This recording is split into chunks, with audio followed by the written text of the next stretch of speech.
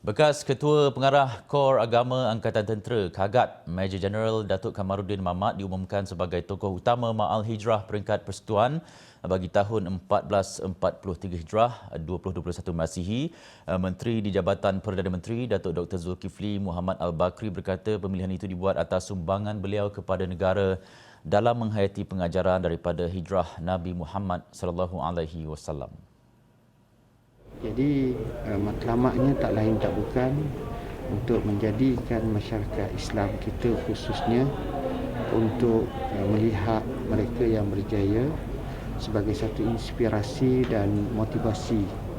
Di samping kita juga menghayati hijrah Rasulullah SAW dengan hikmah, iktibar serta apa yang di sebalik sirah dan sunnah Nabi SAW dalam hijrah tersebut. Major Jeneral Datuk Kamaruddin Mamat merupakan anak jati kelahiran Setiu Terengganu dan menerima pengajian di Universiti Kebangsaan Malaysia UKM dalam bidang usuluddin dan falsafah. Beliau menyertai Kagat pada tahun 1988 dan berkhidmat selama 33 tahun.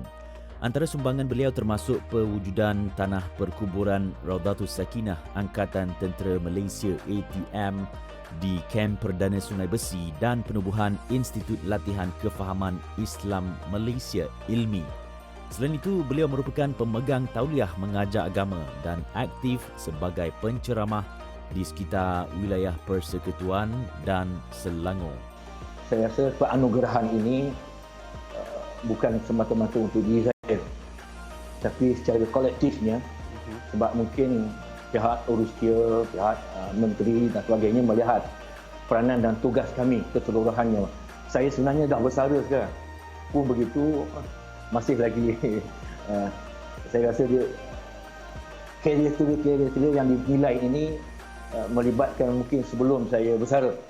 Sementara itu, penggali kubur Rosli Ali, 63 tahun merupakan antara 5 penerima anugerah tokoh frontliner bagi tahun ini. Rosli berkhidmat sebagai penggali kubur di Tanah Perkuburan Islam Raudatus Sakinah, Taman Selasih sejak 2011 dan terlibat dalam urusan pengebumian jenazah COVID-19 sejak pandemik mula melanda.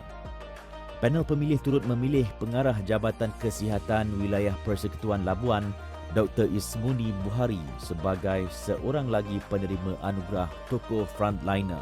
Dalam pada itu, penerima tokoh korporat diberikan kepada pengarah urusan Ramli Food Processing Sendirian Berhad, Datuk Ramli Mokni, manakala anugerah tokoh pendakwa kreatif pula diberikan kepada pengacara dan personaliti TV Ahmad Fetri Yahya. Selain itu, anugerah tokoh mu'alaf diberikan kepada Nur Maisarah Leong Yok Kin, pembantu mubaligh di Jabatan Kemajuan Islam Malaysia JAKIM.